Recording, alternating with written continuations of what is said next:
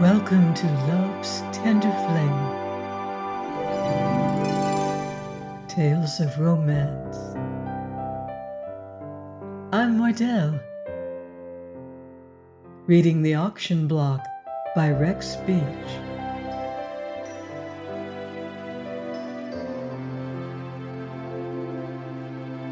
Chapter 3. In his summary of Lorelei's present life, Slauson had not been far wrong. Many changes had come to the knights during the past 2 years, changes of habit, of thought, and of outlook.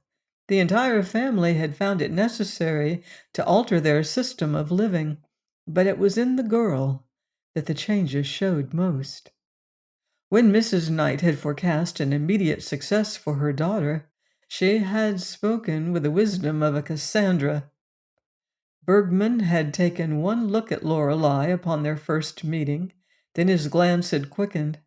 She had proved to have at least an average singing voice. Her figure needed no comment. Her inexperience had been the strongest argument in her favor, since Bergman's shows were famous for their new faces.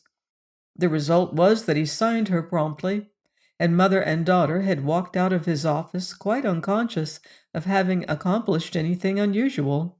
At first the city had seemed strange and bewildering, and Lorelei had suffered pangs at the memory of Vale, for at her age the roots of association strike deep. But in a short time the novelty of her new life proved an anodyne and deadened acute regrets, while the vague hazard of it all kept her at an agreeable pitch of excitement. Moreover, she took naturally to the work, finding it more like play, and being quite free from girlish timidity, she felt no stage fright, even upon her first appearance. Her recognition had followed quickly. It was impossible to hide such perfection of loveliness as hers, and the publicity pleased her. In due course, rival managers began to make offers, which Mrs. Knight, rising nobly to the first test of her business ability, used as levers to raise her daughter's salary and to pry out of Bergman a 5-year contract. The role of the fairy princess was a result.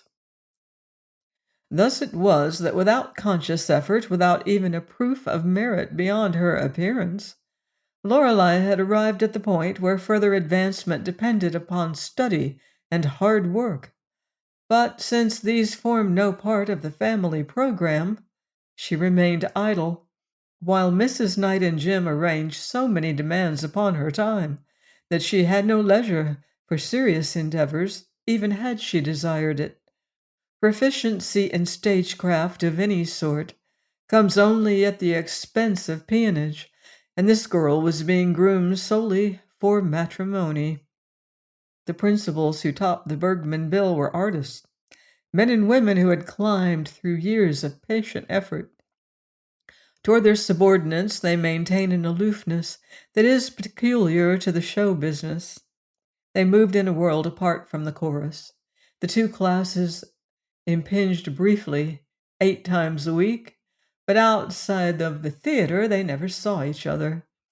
Even Labaudy, the doll-like danseuse, looked down upon Lorelei and Lilas almost as she looked down upon the members of her ballet. Out of all the big company there were perhaps a half-dozen chorus men and women who had eyes definitely fixed upon a stage career. The rest, like Lorelei and Lilas, regarded the work simply as an easy means of livelihood. The theatrical profession is peculiar to itself. It is a world with customs, habits, and ambitions differing from those of any other sphere. That division of stage life to which Lorelei Knight belonged, that army of men and women from shows like Bergman's, constitutes a still more distinctive community, a community, moreover, that is characteristic of New York alone. Its code is of its own making. Its habits of life are as individual as its figures of speech. Although at first this bewildered the country girl, at length she had come to adopt the new ways as a matter of course. From the association, she had learned much. She had learned how to reap the fruits of popularity, how to take without giving, how to profit without sacrifice, and under her mother's influence, she was not allowed to forget what she had learned. With the support of the family entirely upon her shoulders, she had been driven to many shifts in order to stretch her salary to livable proportions. Peter was a total burden. Jim either refused or was unable to contribute toward the common fund, while the mother devoted her time almost solely to managing Lorelei's affairs. Presents were showered upon the girl, and these Mrs. Knight converted into cash. Conspicuous stage characters are always welcome at the prominent cafes. Hence Lorelei never had to pay for food or drink when alone, and when escorted she received a commission on the money spent. She was well paid for posing. Advertisements of toilet articles, face creams, dentifrices, and the like, especially if accompanied by testimonials, yielded something in the commercial exploitation of her daughter. Mrs. Knight developed something like genius. She arranged for paid interviews and special beauty articles in the Sunday supplements. She saw to it that Lorelei's features became identified with certain makes of biscuits, petticoats, chewing gums, chocolates, cameras, short vamp shoes, and bathtubs. But of all the so-called grafts open to handsome girls in her business, the quickest and best returns came from prodigal entertainers like Jarvis Hammond. As Lorelei and her companion left their taxicabs and entered Proctor's Hotel shortly before midnight, they were met by a head waiter and shown into an ornate ivory and gold elevator, which lifted them noiselessly to an upper floor. They made their exit into a deep carpeted hall, at the end of which the two splendid creatures in the panoply of German field marshals stood guard over one of the smaller banquet rooms. Hammond himself greeted the girls when they had surrendered their wraps, and after his introduction to Lorelei, engaged Lilas in earnest conversation. Lorelei watched him curiously. She saw a powerfully built gray-haired man whose vigor age had not impaired. In face he was perhaps 50 years old. In body he was much less.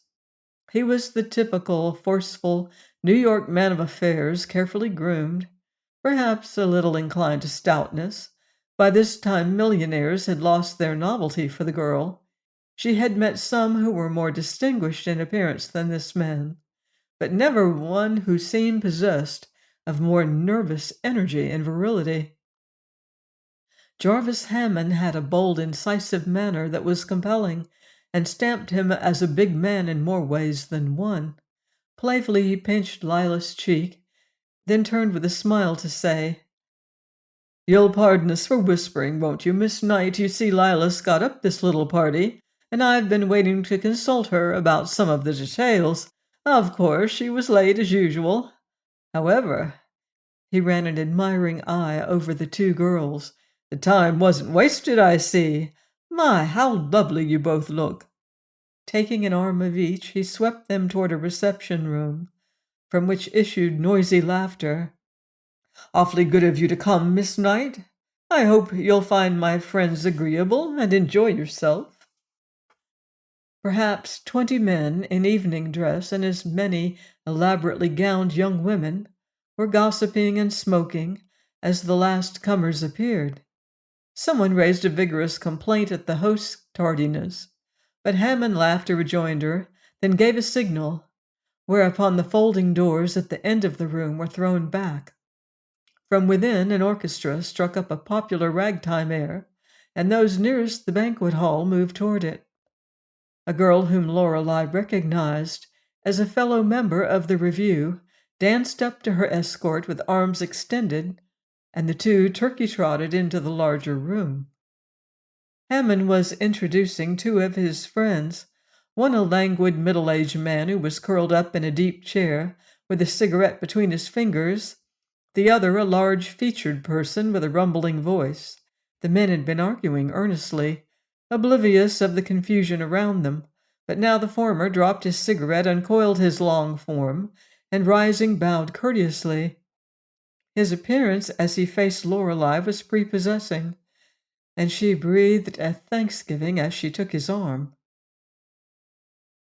Hammond clapped the other gentleman upon the shoulder, crying, "The rail market will take care of itself until tomorrow, Hannibal. What is more to the point, I saw your supper partner flirting with handsome Dan Avery. Better find her quick." Lorelei recognized the deep-voiced man as Hannibal C. Wharton, one of the dominant figures in the Steel Syndicate. She knew him instantly from his newspaper pictures. The man beside her, however, was a stranger, and she raised her eyes to his with some curiosity. He was studying her with manifest admiration, despite the fact that his lean features were cast in a sardonic mold. "It is a pleasure to meet a celebrity like you, Miss Knight," he murmured.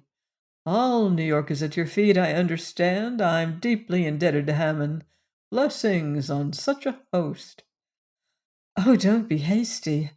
You may dislike me furiously before the evening is over. He does things in a magnificent way, doesn't he? I'm sure this is going to be a splendid party." As they entered the banquet hall, she gave a little cry of pleasure, for it was evident that Hammond, noted as he was for lavish expenditure, had outdone himself this time. The whole room had been transformed into a bower of roses, great climbing bushes, heavy with blooms. Masses of cool green ivy hid the walls from floor to ceiling, and were supported upon cunningly wrought trellises through which hidden lights glowed softly. In certain nooks gleamed marble statuettes so placed as to heighten the effect of space and to carry out the idea of a Roman garden. The table, a horseshoe of silver and white, of glittering plate and sparkling cut glass, faced a rustic stage which occupied one end of the room. Occupying the inner arc of the half circle was a wide but shallow stone fountain, upon the surface of which floated large-leaved Egyptian pond lilies. Fat-bellied goldfish with filmy fins and tails like iridescent wedding trains propelled themselves indolently about. Two dimpled cupids strained at marble cornucopia, out of which trickled a stream of water, its whisper drowned now by the noisy admiration of the guests. But the surprising feature of the decorating scheme was not apparent at first glance. Through the bewildering riot of greenery had been woven an almost invisible netting, and the space behind formed a prison for birds and butterflies. Where they had come from or at what expense they had been procured it was impossible to conceive. But disturbed by the commotion, the feathered creatures twittered and fluttered against the netting in a panic which drew attention to them, even if it did not wholly convey the illusion of a woodland scene. As for the butterflies, no artificial light could deceive them, and they clung with closed wings to leaves and branches, only now and then displaying their full glory in a sleepy protest. There were scores, hundreds of them, and the diners passed in review of the spectacle like country visitors before the glass tanks of the aquarium. A strident shriek sounded as a gorgeously caparisoned peacock preened himself. Others were discovered here and there, brilliant-hued specimens, voicing shrill indignation. "How beautiful!" gasped Lorelei when she had taken in the whole scene. "But the poor little things are frightened." She looked up to find her companion staring in Hammond's direction with an expression of peculiar, derisive amusement. Hammond was in the center of an admiring group. Congratulations were being hurled at him from every quarter. At his side was Lila Slynn, very dark, very striking, very expensively gowned, and elaborately bejeweled. The room was dinning with the strains of an invisible orchestra, and the vocal uproar topping the confusion came shrieks from the excitable peacocks. The wild birds twittered and beat themselves affrightedly against the netting. Becoming conscious of Lorelei's gaze, her escort looked down, showing his teeth in a grin that was not of pleasure. "You like it?" he asked. "It's beautiful, but the extravagance is almost criminal." "Don't tell me how many starving newsboys or how many poor families the cost of this supper would support for a year. I hate poor people. I like to see 'em starve. If you fed them this year, they'd starve next, so what's the difference?" Nevertheless, Jarvis has surprised me. He paused, and his eyes, as he stared again at the steel magnate, were mocking. "You'll admit it was a dazzling idea, coming from a rolling mill boss. And now, for the ortolans and the hummingbirds' tongues, no doubt there's a pearl in every wine cup. Prepare to have your palate tickled with a feather when your appetite flags." "That's what the Romans did, isn't it?" "Ah, you're a student as well as an artist, Miss Knight." "I thought you were going to be pleasant. But you're not, are you?" Lorelei was smiling fixedly. "No, quite the opposite. Thank God I'm a dyspeptic." "Then why did you come here?" "Why did those birds come? Why did you come?" "Oh, we, the birds and I, are merely decorations. Something to add to the rich man's gaiety. But I'm afraid you don't intend to have a good time, Mr. They had found their places at the table, and Lorelei's escort was seating her. "I didn't catch your name when we were introduced." "Nor I," said he, taking his place beside her. "It sounded like rice, curry, or some other damnable dish. But it's really Merkle, John T. Merkle." "Ah, you're a banker. Aren't you pretty reckless, confessing your rank, as it were?" "I'm a bachelor, also an invalid, and an insomniac. You couldn't bring me any more trouble than I have." "You are unpleasant." "I'm famous for it. Being the only bachelor present, I claim the privilege of free speech." Again he looked toward Hammond, and this time he frowned. "From indications I'll soon have company, however." "Indeed. Is there talk of a divorce there?" She inclined her head in the host's direction. Merkle retorted acidly, "My dear child, don't try to act the ingenue. You're in the same show as Miss Lynn, and you must know what's going on. This sort of thing can't continue indefinitely, for Mrs. Hammond is very much alive, to say nothing of her daughters. I dare say they'll hear about this supper, which won't improve conditions at home. Now, we both had to come to this Oriental orgy, and since neither of us enjoys it, let's be natural, at least. I haven't slept lately, and I'm not patient enough to be polite." "It's a bargain. I'll try to be as disagreeable as you are," said Lorelei, and Mr. Merkle signified his prompt acquiescence. He lit a huge monogrammed cigarette, pushed aside his hors d'oeuvres, and reluctantly turned down his array of wine glasses one by one. "Can't eat, can't drink, can't sleep," he grumbled. "Stewed prunes and rice for my portion. Waiter, bring me a bottle of Vichy, and when it's gone, bring me another." The diners had arranged themselves by now. The supper had begun. Owing to the nature of the affair, there was a complete absence of the stiffness usual at formal banquets.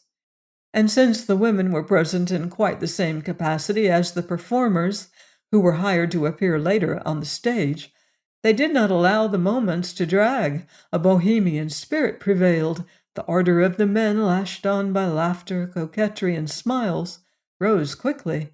Wine flowed, and a general intimacy began. Introductions were no longer necessary. The talk flew back and forth along the rim of the rose-strewn semicircle. Join me next time for another romantic chapter of The Auction Block by Rex Speech, here on Love's Tender Flame. Until then, love deeply and live beautifully.